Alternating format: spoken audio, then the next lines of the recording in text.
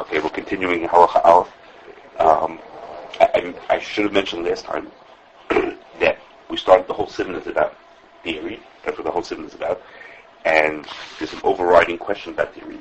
I'm just going to mention just for a second, because we're not going to talk about it now, which is there are those who question whether all milk produced commercially nowadays should be kosher. There's an overall question on all dairy kind of products. So in theory that would belong in the siman.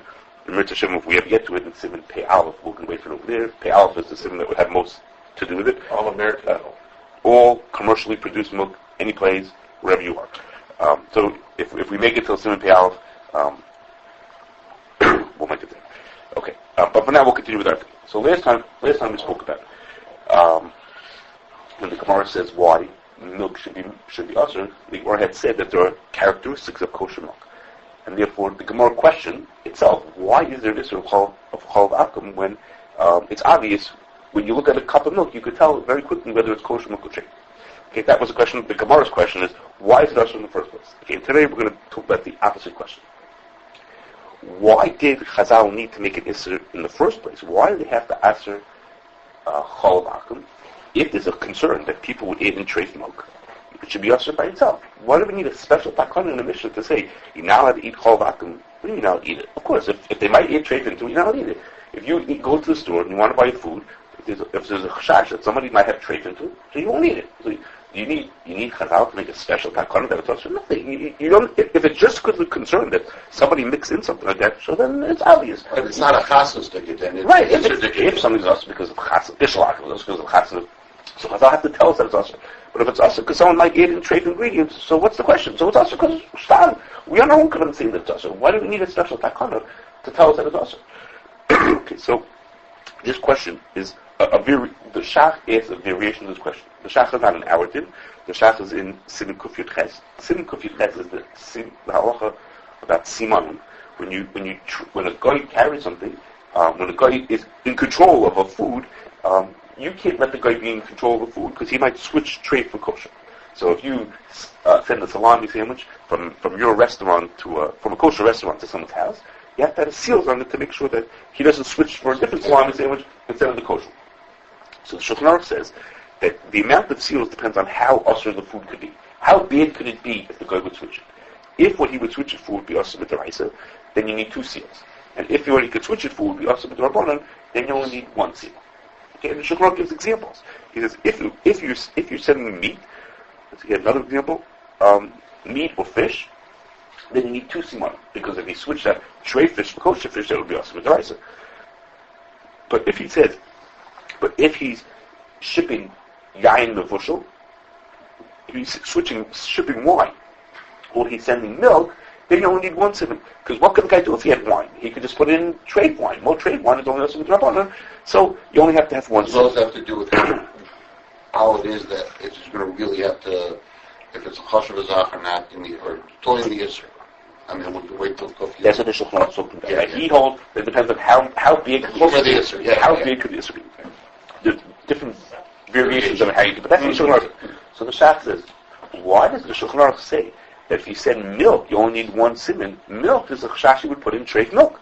So treif milk is also mid'oraisa. So how come the Shulchan Aruch says you only need 1 siman for milk? Milk, the chashash, the Gemara says that you might put in chalav tnei. Okay, so that's a variation of my question. The Shach is saying milk should be usher, so to speak, a chashash of the rice. And our question is similar, which is why would the Gemara say that you have to usher it midrabanan? It's a mission. They have to usher milk midrabanan. If there's a chashash, they put in issur the rice. So just usher. So why do we need this issur? Because the chashash, how chashash you got to be for? If it's meat, it's more kosher. So they might switch, and the chaluf is different. That's not what the Shulchan Aruch is judging. It's judging by how serious issur could be. Okay. So the Shach gives a 2-part answer to that question. I'll tell you the second part first. The second part is that he says it's not at all common for going to switch in treif milk.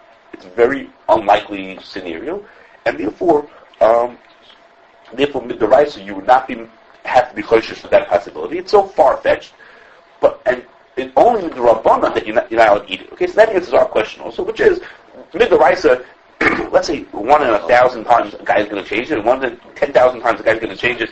You don't have to be cautious for that. But with Rabbanan, they said that even though it's a very small change, you have to be cautious for it. the Shach, first part of the Shach says, he says, since treif milk and kosher milk look different, that's what we spoke about last time, they look different from one another, they have a different color, so Mamela, nobody will be so, the guy for sure won't eat in more than 50% treif milk, because you'll pick it up in a second. Okay? That's the Shach is saying basically, he wasn't here last year, because we don't get that. But anyhow, the Shach says, the Gemara says it's different color. The guy wouldn't add in the treif milk because more than 50% treif milk he won't add in because you'll catch that in a second. So the Shach says since he's adding less than 50% treif milk, and treif milk and kosher milk are min b'minoi. Mid the rice and min b'minoi is but a baroid. So mid the rice you'll be allowed to drink the milk. It's only mid the rabbanon that you can't drink the milk because min b'minoi mid the rabbanon needs shishim also. So therefore it's at most Issur the rabbanon because the possibility of it Issur the rice you don't have to worry about because he wouldn't switch that much milk. The only possibility is Issur the rabbanon. So Issur the rabbanon you don't have to worry. You're gonna call it takanah? What? So, okay, that's what we're talking about. So, that's what the Shach says why it's not a problem. Now, okay, so, Kireger on the page, he asks a question. He says, I don't get it. He says, the Shach says, this is where that keeps question. He says, the Shach says, in Sim Tzavi, Ches, there's a machlokes here. What is it, when we have these rules of min b'mina, min b'shein minute, how do you decide something is min b'mina, min b'shein minute? How do we make that judgment? So the Shach holds that min b'mina is judged by whether it has the same taste. So Kireger says, so treif milk and kosher milk don't taste the same. They don't taste the same, so it's min b'shein minute. So why is the Shach saying that it's batul b'roiv? Because it's min b'mina is batul b'roiv. He says it's not batul b'roiv, it's batul b'shishim. He says, so what is the Shach talking about? Okay, that's Rav Kireger saying. We'll talk about two answers to that question. Sorry, excuse me. Okay, the first is, the Beis Meir says, the Beis Meir is in Kuf Yud Ches, but he says you look at what I wrote in Kuf Siman Kuf Zayin, where there's a discussion of din b'mina, and the Beis Meir says that the Shach holds that if you have kosher fish and treif fish, that's considered min b'mina. He says, well, if kosher fish and treif fish are min b'mina, he says then, if kosher fish and treif fish are min b'mina, then surely kosher milk and treif milk are min b'mina. Now, we look at that and we don't know what he's talking about. What does that mean? We don't know what treif milk tastes like. Okay, we don't know what it tastes like, but we know that different fish taste different from each other. That you've tasted two different fish in your life, and you taste two fish, you say they don't taste the same. So, okay. Fish is different than other fish. Okay, he tastes goat milk and cow milk. You taste the goat milk, you tell the difference? You give it to a guy after well, so we know. Okay, so we know in different fishes. So some people can say all fish taste the same. Okay, no, it's not true. And a shrimp, a trout, and a whitefish. Salmon tastes totally different. Whitefish tastes different than the other fish. I don't know what you had, James. You know what I'm saying? Right? So, you never catching a filter fish when fishing? Yeah, I've done that. So, you don't know what they grow in Wisconsin. You know what I'm saying? Okay, so what is he talking? What does that mean that they're going to be min b'mina? So the answer is obviously the answer is like this. The answer is really yes, he's right, which is overall fish has a certain taste to it. Okay, fish has a certain taste to it. The difference between this fish and that fish is not significant enough for us to consider it cholok batam. They consider to have the same taste because overall they have the same taste. The minor differences between this taste and that taste is somehow that's not going to be considered to be a difference in time. Okay, so you didn't read this, but I've read that camel milk tastes saltier than regular milk. I'm not sure what that means, but it tastes saltier than regular milk. But overall it has a taste of milk. Okay, no one thinks milk and fish taste the same. But I'll tell you why it does. It makes sense because camels retain their water more. So obviously they have more of a salt intake in there to keep it in there. Okay, thank you for that theory. Okay, so things that are similar, they're similar enough that's considered mimina. Okay, now you should know this. We're going to talk about it in a minute about Noid Yehuda. Okay, we'll talk about Noid Yehuda in a second. The person who gets the question to Noid Yehuda said to him, I think that things that are similar in taste, but they're not exactly the same, is considered min b'mina. And Noid Yehuda said to him back, he didn't bring this next thing. The person who asked the question just said it. The person who wrote wrote the Shiloh. But the Rebbe says to him, first of all, he says, I don't get it. He says, what's the difference between a little taste and a big difference? He says, I don't know what the difference is. It happens to be there's a big Shiloh left right about. I don't know what the difference is.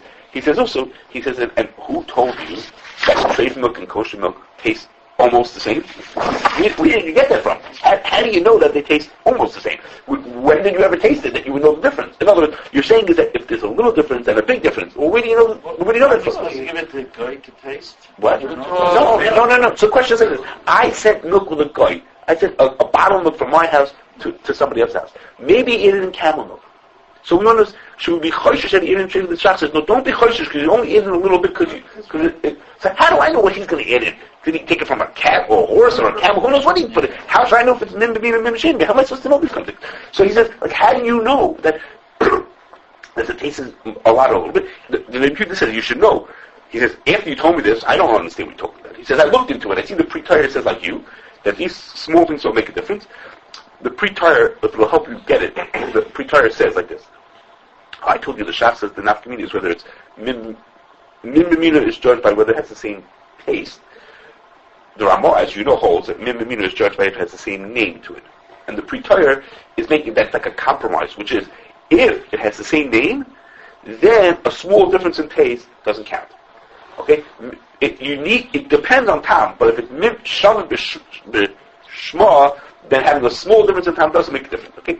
Just put that on the side. Anyhow, so the Aruch Sabaysim answers this question. He says like this. He says, using our Shach. The Shach that we're talking about over here was, should we be choshish that the guy would add something in? So he says, the same way the Shach said, no one's going to add in a lot of treif milk because it's a different color.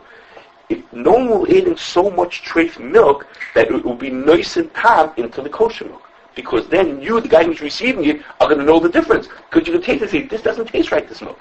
So the guy's obviously going to only add in a small amount, which will be, first of all, less than 50% because of the color, but less than 50% because of the tam also. So the amount of tam that it will give in the end will not make a difference. In other words, we have to judge, is it nice and tam or not nice and tam? It's not nice and tam. He obviously won't put enough to be nice and tam because else you would catch him. So even though in minerais you might need shishim, even if you would hold min and amino, but he's not going to put that much in that it's going to give a tam to it. And all he's trying to say, and the mailer, all the Shach meant was is that we could figure out that it's going to end up being between the min b'mina rules and the not nice and tam rules. Between all these different rules, it's going to come out that it's going to only be asum d'Rabbanan. Nobody will put it in the way that's asum d'Oraisa. Okay. There's a little bit missing from the Shach. Because the Shach is only focusing on the one part of it, which is we put in less than 50%. Right. The Ruch is the place to say there are other things included here also. The guy won't be putting enough to be even nice in time. It'll only be us with Okay.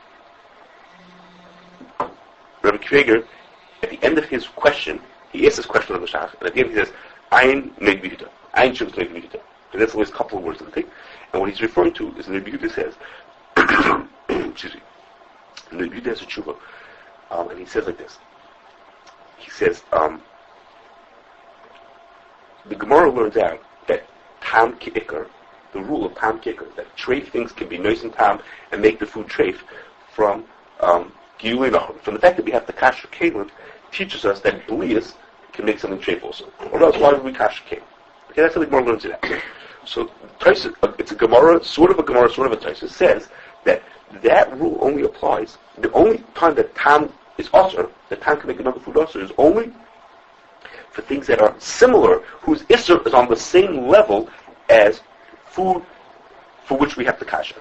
Food from Goyish Kelim. But something that's a lower level of Issur does not have the rule of tam keikar. And therefore the Rebbe says. Can you repeat that again? Yes. I'm sorry.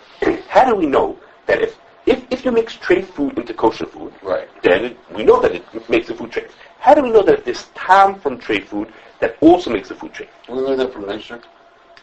That's one limud from Issur. We learn it from one of the limuds from gilui nachon. The fact that when you take a goy's clay, you have to kasher it. Yes. Why do you have to kasher it? You have to kasher it because the blias that are in the clay will get into your food. So only things that are on the level of Issur that those foods would have been are the kinds of foods for which you have to be kasher your kalim and that we're going to tam kicker. But if you have a food whose Issur is only because it's because it's a yotzei minach Issur. It's not the Issur itself, it's yotzei. And other lower level Issurim that are not as strict as the Issur itself, there's no din of tam kicker on those foods.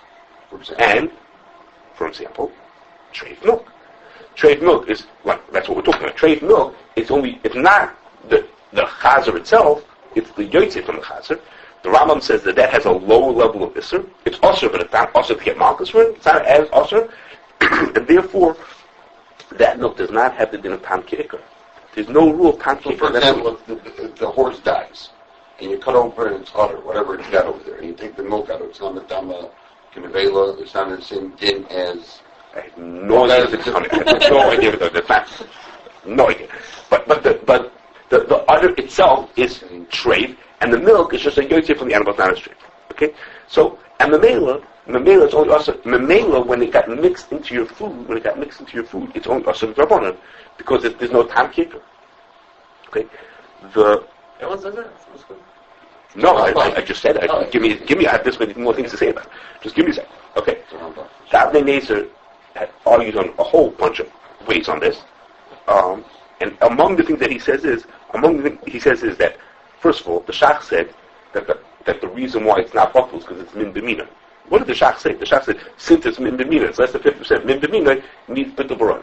He says, according to you, it would make difference if it was min b'mina. Even min b'shein should go there. That's what the Shach says. Kosher milk and treif milk are min b'mina. Also, he says, this is not an example of tam kicker. Okay, you may or may not remember this from Chulin, but there's one thing called tam kicker, and there's another thing called tam mamoshay. Okay, this is not tam kicker. This is not a blia that got into your food. This is actual milk that got mixed into your food. That's not learned that from the same places. Tam mamoshay is not learned that from the same places as tam kicker. He says this is tam mamoshay, not tam kicker. It's not the same set of rules. Right, it might be true that tam kicker doesn't apply here, but tam mamoshay does apply here. Okay. And this is... Who said this again? Which one said this? Teretz.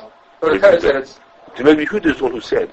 that there's no tam ki'ikr for things that are of a lesser issur. Okay? So there's a... It's not the good tam ki'ikr. This is the ikr. Well, it's not tam ki'ikr. Here it's... When you got the milk, it's the ikr. You could say it that way, yes. Okay, so there's a lot of Achronim talk about this question, but in the Yehuda's Chiddush, that there shouldn't be tam ki'ikr on certain kinds of Yisurim. One proof that just for interesting, okay, I don't know if it's the strongest proof, but one of the proofs is the Stipler has a whole piece about whether there's such a thing as a blia from living things. Okay, is there such a thing that a living thing can have blias in? Okay, how would that work? How would that work? Look at me. We're gonna cook him. A pig stepped in the milk. So we're gonna cook it like live. So one of he says, if you say, I'll give you, when you hear what he says, you'll hear.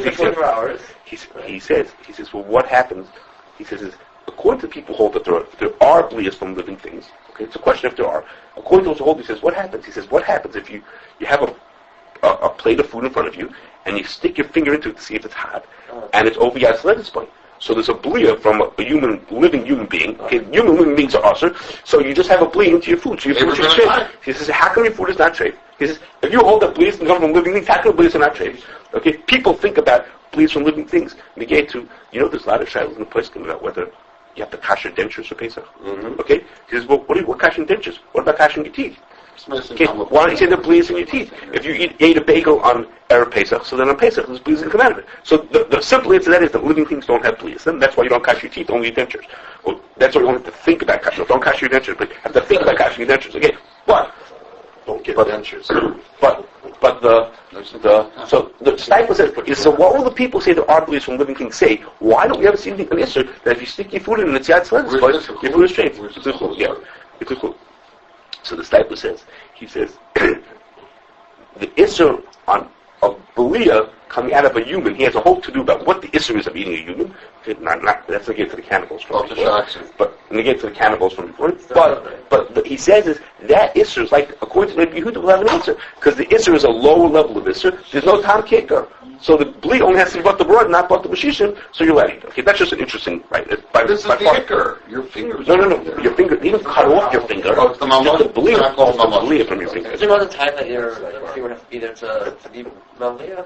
Okay, it's a good question. How does it say it's Yatzalas means that the point is Yatzalas that you're. No, I talk about it. Okay. If he has no feeling in his finger when he put it in there. Okay. Now, there are people In contrast, I just want to tell you that this that the Nevi, people don't have feelings.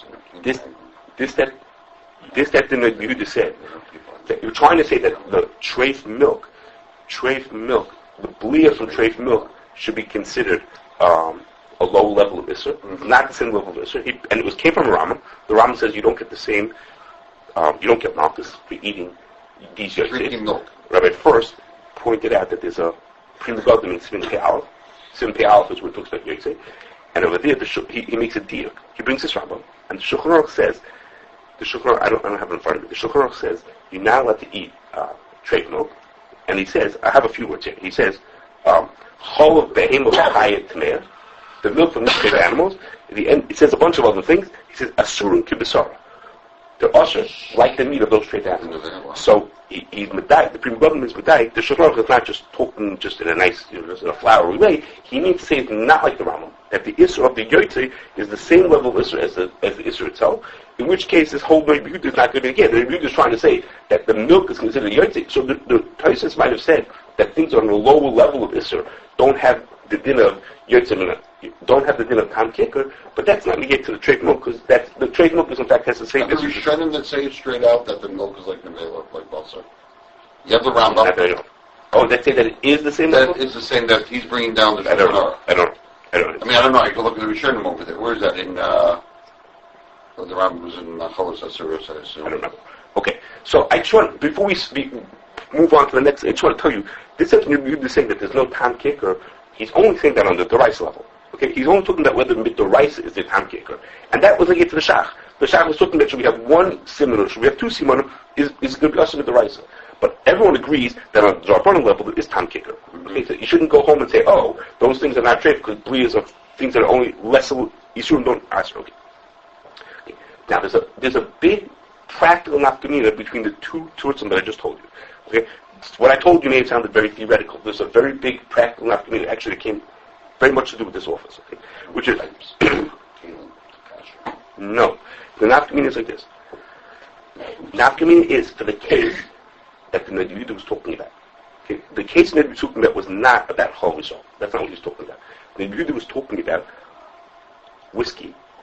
Pesach whiskey and Chametz whiskey that were mixed together. The question is whether they're min b'minai or they're not min b'minai. Okay, are those two things which is negated? Are they bought mid the rice? Are they bought the baroid or mid the rice? Are they bought the b'shishin? And it had to do with Pesach, where whether if I remember whether something is awesome mid the rice or awesome mid the rabbanon has an afkamina to give the Pesach. Okay, so that was what he was talking about. So according to the Beis Meir, things that have an overall same taste, but with just a slight variation between them, are considered min b'minai.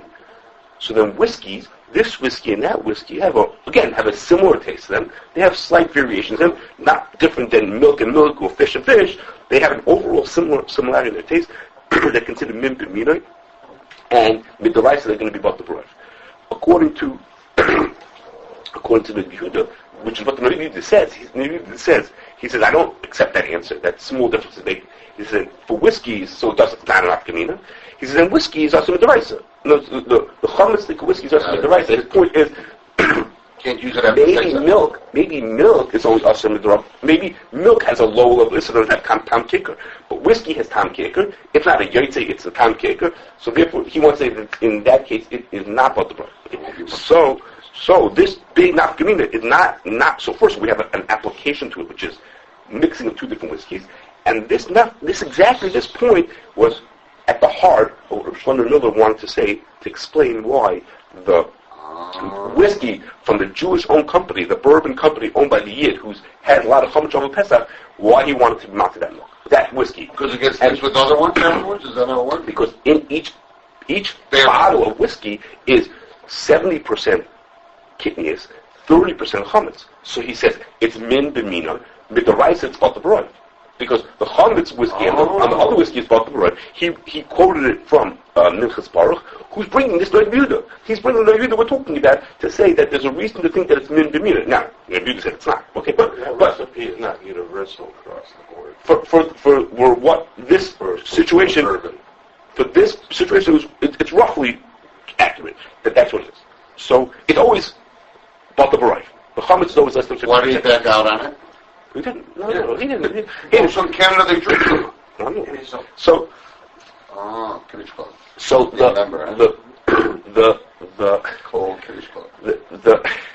So this nafkamina was mamish at the heart of what he was trying to say. I have to just tell you something. One thing, just before we move on, is that I told you that the Aruch Aboisim said, when it said over there, when they said that it was min deminoi, when they said it's min deminoi, it was very specific to this case. Because the guy who's trying to make the delivery Want the taste to be in there. won't mix in so much straight milk because you're going to taste it and blah, blah, blah, blah, like that. Because it was very specific to the case that we're talking about. That's not true by this stuff. By this stuff, the chametz whiskey is being added specifically for time. They don't need the alcohol content. The alcohol content was there from the kidneys. They bedavka it in the chametz alcohol because they want for the time that it gives to it. So that's more questionable. But again, this point over here, which for us is more, if I could use the word theoretical, as a nafkamina, how to answer a Kriegis Kasha, had a very practical application, very much, and there are lots of people who are drinking whiskey based on it. Okay. Okay, so I'm just going to end on a point, which is the Shach and everything we've been talking about assumes that in order to make treif milk, in order to make Chalav akum Issur, it would have to be enough treif in there to be nice and time and make the food Issur. Okay, that's an assumption we're making. But I just want to remind you, it would have to be right. enough to make it Issur. The milk would only be Issur before Chazal came along to Issur. It would only be Issur if it would be enough to be nice and time or to be raw. We need some kind of an amount to make it Issur. That was the question: how much you need to make it Issur? And to which we're saying, and since it didn't meet that, it wasn't enough for that. Therefore, Chacham had to make an Issur. When the Chacham made the Issur doesn't necessarily, I didn't say it doesn't, but it doesn't necessarily only apply to cases where it can be nice and time. Okay, in deciding whether there should be an Issur, we talked about this last time. In deciding whether there should be an Issur, we have to think about is why would we make an Issur? Why would Chazal make an Issur? There's no case where it should be Issur. But once the Chazal made an Issur, it could be that Issur applies even if the amount that would be mixed in is an amount that would not be nice and time. Okay, this is going to come up. Even the whole chash, there's only 1% in there. You have a situation where the whole chash is only 1%. Where your chash is 1%. It can't be that there's more than 1% of treif milk. It still might be us. Right. In other words, the Chacham would have never assured it for that case because it doesn't make sense. Right. They're asking a case that's mutter. Let's say they asked it for a case because it might be 5%. If your situation only has a possibility of 1%, you say, well, no reason to answer it. No, it could be once Chazal answered it, they answered it for all situations, not just for the case. But they would have never chosen to make the Issur unless there was a possibility of really being Issur. This is going to come up, excuse me, when we talk about what it means. We're going to see dinim of that. No tamei be'edroi, when there's no treif around, how are we going to be monitoring those things? It's going to come up, this question about how much possibility of Issur has to be, that's what it's going to come up.